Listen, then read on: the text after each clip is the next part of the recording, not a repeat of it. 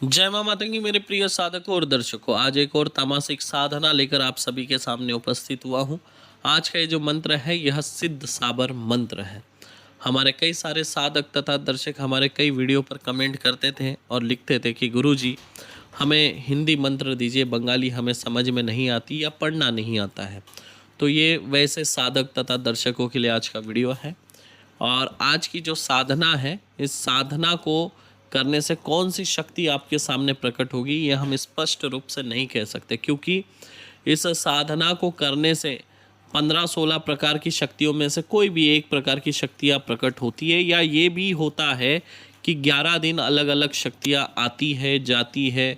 लेकिन जिस दिन 11वां दिन होता है उस 11वें दिन कौन सी शक्ति आएंगी जिससे आपको वचन लेना है वो हम नहीं बता सकते। कुछ भी आ सकता है, भूत प्रेत चुड़ैल डाकिनी शाकिनी बेताल है ना, दैत्य मुंजा, इस तरह की कई तरह की शक्तियाँ आ सकती है।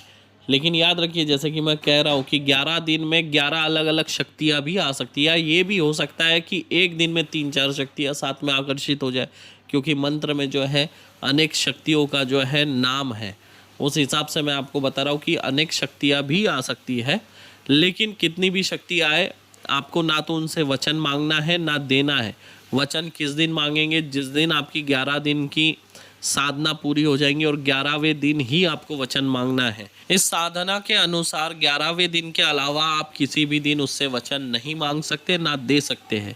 शक्ति आपके सामने प्रकट होगी, वो ये बोल सकती है ये साधना क्यों कर रहा है, छोड़ दे, तुझे क्या चाहिए बोल, कौन सी शक्ति चाहिए, क्या वचन चाहिए बता, हम देंगे। तो उनकी बातों में आपको नहीं आना है। अगर आप उनकी बातों में आके अगर आपने मंत्र जाप करना छोड़ दिया और उनसे आप बात करने लगे तो आपकी साधना खंडित हो जाएंगी और वो शक्तियाँ हंसते हुए चले जाएंगी कि आपको उन्होंने बेवकूफ़ बना दिया। तो याद रखिएगा, पहले दिन शक्ति आ जाए, दूसरे दिन आ जाए, या तीसरे दिन आ जाए, या पूरे 11वें दिन शक्ति क्यों ना आए, सिर्फ 11वें ही दिन वचन मांगेंगे। बाकी 10 दिन जो है उन शक्तियों को आप इग्नोर करेंगे, आप अपना मंत्र जाप करते रहेंगे। इस साधना को सभी लोग कर सकते हैं, माता बहनें भी कर सकती हैं। याद रखिए, इस साधना को आप किसी भी पेड़ के नीचे बैठकर कर सकते हैं, और किसी भी वीरान स्थान में कर सकते हैं, खेत में कर सकते हैं, घर में कर सकते हैं। लेकिन मैं आप लोगों को एक सलाह दूंगा, क्योंकि आप अगर परिवार के साथ रहते हैं तो कृपया इस साधना को घर पे ना करें, क्योंकि क्या है, तामसिक साधना है। और इस साधना से क्या है, भूत प्रेत जिन जिन्नात खबीज आदि ये सब चीज़ें जो है नकारात्मक, ये आपके घर में प्रवेश करेंगी। आपके मंत्रों से आकर्षित होकर ये जो नकारात्मक शक्तियाँ हैं आपके घर में प्रवेश करेंगी। और किसी कारणवश अगर आपकी साधना अधूरी रह जाती है, खंडित हो जाती है, या आप स्वयं भयभीत होकर बीच में साधना छोड़ देते हैं, या घर में किसी को मासिक धर्म वाली समस्या हो जाती है माता बहनों को, तो फिर जो है आपको बहुत बड़ी दिक्कतों का सामना करना पड़ सकता है। आपके परिवार को ये तामसिक शक्तियाँ, ये नकारात्मक शक्तियाँ परेशान कर सकती है। तो इसलिए जो है ये घर में ना करें तो काफ़ी अच्छा होगा। हाँ, एक बार आपने साधना पूर्ण कर ली, शक्ति को हासिल कर लिया, उसके बाद आप घर में रह सकते हैं, फैमिली के साथ रह सकते हैं, उसमें कोई दिक्कत नहीं है। लेकिन जब तक शक्ति आपके वचन में नहीं आ जाती तब तक आपके लिए बहुत बड़ी दिक्कत होती है। तब तक एक एक कदम आपको जो है फूक फूक के रखना होता है। इस साधना को भी करते समय जो है चोटिल मंत्र आपको याद रहना चाहिए, सुरक्षा बंधन आपको आना चाहिए, उसके साथ ही साथ जो है शरीर बंधन भी आपको आना चाहिए। सुरक्षा घेरा बंधन जो मैं बोल रहा हूँ वो, और शरीर सुरक्षा बंधन, ऐसे 2 बंधन आपको परफेक्ट आने चाहिए। और चोटिल मंत्र भी जो है आपको परफेक्ट आना चाहिए, तो आप ये साधना कर सकते हैं। अगर आपको चोटिल मंत्र नहीं पता है तो इस वीडियो के डिस्क्रिप्शन बॉक्स में जो है मैं चोटिल मंत्र का वीडियो का लिंक डाल दूंगा, शरीर सुरक्षा बंधन का भी डाल दूंगा। अगर आपके पास लक्ष्मण रेखा है, आपने याद कर लिया है तो बहुत अच्छी बात है, हमने चैनल पे डाल के रखा है। अगर आपको याद नहीं है या आप नए सब्सक्राइबर है, पहली बार वीडियो को देख रहे हैं, तो आप इस वीडियो के डिस्क्रिप्शन बॉक्स में चले जाइए, वहाँ पे मैंने लक्ष्मण रेखा देकर रखा है। तो आप लक्ष्मण रेखा से सुरक्षा घेरा बना लेंगे। और शरीर बंधन के लिए भी मैं जो है आपको वीडियो का लिंक दे रहा हूँ, उससे आप शरीर बंधन करेंगे। और चोटिल मंत्र का भी वीडियो का लिंक दे रहा हूँ इस वीडियो के डिस्क्रिप्शन बॉक्स में, तो उससे आप चोटिल करेंगे। चोटिल क्या होता है, जैसे शक्ति आपके पास आ रही है तो उसको एक सीमित दायरे तक दूरी बनाकर रखने के लिए, यानी उसको थोड़ा डिस्टेंस पे खड़े रखने के लिए चोटिल मंत्रों का प्रयोग किया जाता है।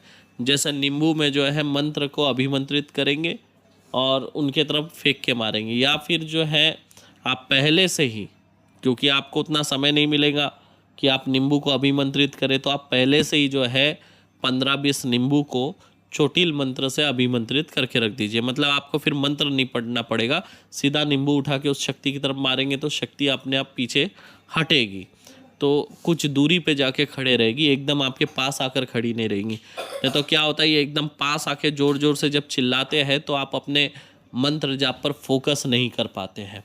तो इसलिए चोटिल मंत्र भी आपको याद होना चाहिए। अब इस प्रयोग को कैसे करना है, याद रखिए, इस प्रयोग को करने के लिए आपको लगेंगी शमशान की मिट्टी। ठीक है, शमशान की मिट्टी, जहाँ पे भी शमशान घाट होगा, नदी किनारे पे होगा, तो वहाँ की थोड़ी सी मिट्टी उठा कर लाएंगे। और मिट्टी आपको जहाँ पे आप साधना करने वाले हैं, साधना के उस जगह पे थोड़ी मिट्टी रख देंगे और उसके ऊपर आपको एक मिट्टी का दीपक रखना है, जिसमें आपको कड़वे तेल का दीपक जलाना है। कड़वा तेल मतलब सरसों का तेल, सरसों के तेल का दीपक जलाएंगे उस शमशान के मिट्टी के ऊपर रखकर। और आपका जो मुख है वो होना चाहिए पश्चिम की ओर। इस साधना में पश्चिम की ओर मुख करके बैठेंगे, आपके सामने दीपक होगा और आपको मंत्र जाप करना होगा। और ये जो साधना काल में, याद रखिए, काले कंबल का आसन लगेगा, गुलाब का इत्र अपने शरीर पर आप लगाएंगे और आजू बाजू थोड़ा सा छिड़क देंगे। अगरबत्ती जलते रहनी चाहिए और दीपक भी जो है आपका जलता रहना चाहिए। मान लीजिए एक अगरबत्ती है, वो अगर भूज रही है तो आप दूसरी अगरबत्ती भी जला सकते हो और दीपक में तेल भर सकते हैं अगर कम हो रहा है तो। ये इसलिए बता रहा हूँ क्योंकि फिर आप लोग कमेंट करके पूछते हैं बाद में, गुरुजी अगर दीपक का तेल कम हुआ तो क्या हम भर सकते हैं क्या? बिल्कुल भर सकते। अगरबत्ती भूज गई तो क्या करेंगे? दूसरी जला सकते। आपके प्रश्न ऐसे होते हैं कि जो परेशान कर देते हैं, जैसे छोटे बच्चे पूछते हैं ना, वैसे प्रश्न पूछते। तो इसलिए मैं पहले ही बोल देता हूँ कि आप पूछे उससे पहले मैं आपको वीडियो में बता दे रहा हूँ। तो क्या करना है, साधना कितने बजे आप चालू करेंगे? स्नान आदि करके कोशिश करें नीले रंग के कपड़े हो या फिर काले रंग के कपड़े हो, ऐसे रंग के कपड़े पहनेंगे और काला तिलक लगाएंगे। काजल का भी लगा सकते हैं या कपूर का भी तुरंत बनाकर उसमें गुलाब का इत्र डालकर तिलक बनाकर भी आप लगा सकते हैं। याद रखिएगा, काला नीला इस तरह के थोड़े जो डार्क कपड़े, कत्था कलर का, इस तरह का ड्रेस आप पहन सकते हैं इस साधना में। साधना चालू करने का समय ध्यान से सुनिएगा, रात 12 बजे जो है आप साधना चालू करेंगे, 3 बजे आपकी साधना समाप्त हो जाएगी, 3 बजे आप उठ सकते हैं। अगर जैसे मान लीजिए आपकी 2 माला मंत्र जाप जो है वो अगर 2 बजे ख़त्म हो जाता है तो क्या आप 2 बजे उठ सकते हैं? नहीं उठ सकते, आपको 3 बजे तक बैठना पड़ेगा। ये साधना का नियम है।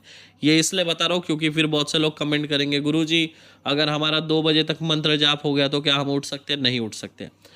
याद रखिएगा, जिस दिन से आप मंत्र जाप चालू कर रहे हैं उस दिन से 11 दिन तक यही नियम है। 12 बजे राइट चालू करेंगे, लेट नहीं करना है। 1-2 मिनट पहले चालू हो गया चलेगा, लेकिन 12 से लेट नहीं होना है, ये नियम है इस साधना का।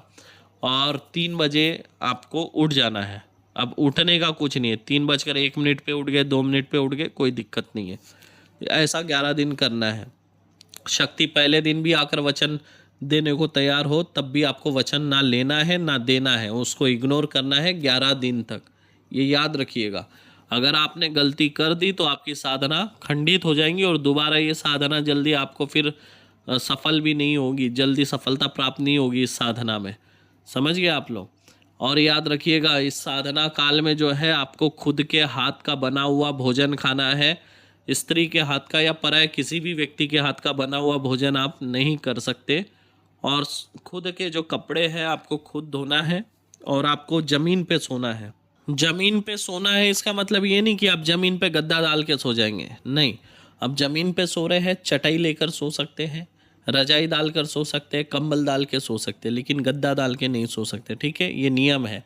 तकिया ले सकते हैं, ओढ़ने के लिए कंबल भी ले सकते हैं, इसलिए बता रहा हूँ क्योंकि फिर कुछ लोग कमेंट करके पूछते हैं, इसलिए अभी से बता दे रहा हूँ। और ये जो मंत्र है ये सिद्ध है, तो इसको कुछ आपको सिद्ध करने की ज़रूरत नहीं है। और अच्छा अनुभव है आज तक जिनको दिया, रिजल्ट है। जो लोग भी ये साधना करेंगे वो लोग मुझे अपना अनुभव ज़रूर बताएं। और याद रखेंगे, जब आप साधना चालू करते हैं तो इस बारे में किसी को ना बताएं। आप गुरु को बता सकते हैं, गुरु के अलावा किसी के साथ शेयर ना करें, अपने दोस्तों के साथ नहीं, घर के लोगों के साथ नहीं। अगर बताने से क्या होता है, साधना जो है आपकी वो खंडित हो जाती है। इस साधना को आप कब से शुरू कर सकते हैं, ये सबसे महत्वपूर्ण बात है। और इसलिए मैं कहता हूँ हमेशा वीडियो को शुरू से लेके अंत तक देखा करें, स्किप करके ना देखें। इससे जो है बहुत महत्वपूर्ण जानकारी आपकी छूट जाती है। क्योंकि जो साधनाएं होते हैं उनका अपना विशेष महत्व होता है और विशेष तिथियों पर, विशेष समय पर उसे प्रारंभ किया जाता है। तो आज की ये जो साधना है जिस बारे में मैं आपको बता रहा हूँ, ये किसी भी महीने के कृष्ण पक्ष के पंचमी से आप शुरू कर सकते हैं। फिर एक बार बोल रहा हूँ, किसी भी महीने के कृष्ण पक्ष के पंचमी से आप इस साधना को शुरू कर सकते हैं। साधना पूर्ण होने के बाद जो मिट्टी है जो आप शमशान से लाए थे, उसे बहते पानी में बहा देना है। और घर का शुद्धिकरण करना अति आवश्यक है। घर का शुद्धिकरण करने का जो मंत्र है वो भी मैं आपको दे दूंगा, क्योंकि ये मंत्र यूट्यूब पर किसी ने डाला नहीं है और किसी को पता भी नहीं है। तो घर का शुद्धिकरण होना अति आवश्यक है और आपके शरीर का शुद्धिकरण होना भी अति आवश्यक है। तो दोनों का मंत्र मैं आपको दे दूंगा वीडियो के माध्यम से। 11वें दिन जब शक्ति आपके सामने प्रकट होगी तो आपको उससे 3 वचन मांगना है और 1 वचन आप देंगे। तो जो आप 3 वचन मांगेंगे वो मैं आपको बताने जा रहा हूँ। सबसे पहला वचन आप ये बोलेंगे, जब मैं आपको बुलाऊंगा तब आपको आना होगा। मैं जो कार्य बोलूँगा वो आपको करना होगा, ये आपका दूसरा वचन। तीसरा वचन ये है जो महत्वपूर्ण है और आपको बोलना है याद से, कि मेरे से बिना पूछे कोई कार्य आप नहीं करेंगे, मेरी अनुमति लेना होगा। अगर आप ये वचन नहीं लेंगे तो अपने मन से कोई भी कार्य करेगी, आपको पूछेगी नहीं। तो ये वचन बड़ा महत्वपूर्ण है। और 1 वचन वो आपसे मांगेगी तो आप सोच समझ कर वचन दीजिएगा, है ना। जैसे कि वो बोलेगा कोई भी 1 वचन दो मुझे, और आपको निभाना पड़ेगा। अगर आप ये वचन तोड़ेंगे तो मैं उस दिन आपको मार डालूंगी, ऐसा वो बोलती है। और आपको उसकी बात मानना ही पड़ेगा, हाँ आपको बोलना ही पड़ेगा। तो वचन ऐसा सोच समझ कर दीजिएगा जिसका आप पालन कर सके। जैसे आप बोल सकते हैं मैं सूर्य के ऊपर कभी नहीं जाऊँगा, सूर्य ग्रह के ऊपर। या फिर आप ऐसे बोल सकते हैं मैं चांद के ऊपर कभी नहीं जाऊंगा, आप चांद पर तो जाने वाले नहीं हैं। तो इस तरह के कुछ अटपटंग वचन दे दीजिएगा जो आप नहीं कर सकते, है ना। तो संभावना ही नहीं है, आप कभी चांद पर जाएंगे नहीं, सूरज पर आप जाएंगे नहीं, मंगल ग्रह पे आप जाएंगे नहीं, तो आपका वचन जो है टूटेगा नहीं। कुछ इस तरह के आप वचन दीजिएगा। आज का वीडियो अगर आपको अच्छा लगा है तो कमेंट करके ज़रूर बताएं। इसी तरह के और वीडियो आप लोगों के लिए लाता रहूँगा। फिर मिलूंगा किसी और वीडियो में, तब तक के लिए आप सभी को जय माँ मातंगी, जय माँ छी नमस्कार, जय माँ बगलामुखी मेरे प्रिय साधकों और दर्शकों।